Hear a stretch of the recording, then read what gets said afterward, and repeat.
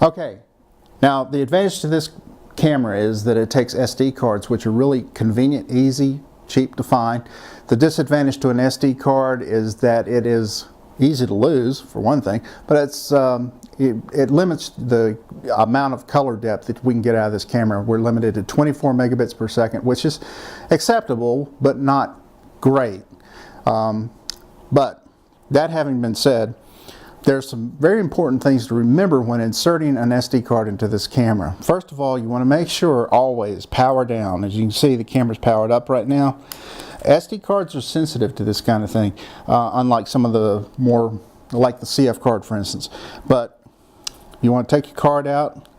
There's a door here that needs to be shut when there's a card in here, otherwise the camera will not record. So open that door up.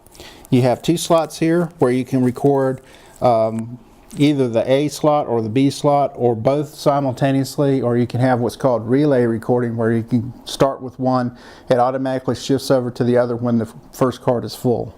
So just in general, you're going to stick your SD card with the arrow pointing towards the lens into the A slot, and remember to shut that door. Now it's safe to power the camera back up. And I always recommend that you format that card every time so that you start with a fresh card. And also do a test recording before you shoot your video to make sure that your card is recording properly. If it's not, reformat it.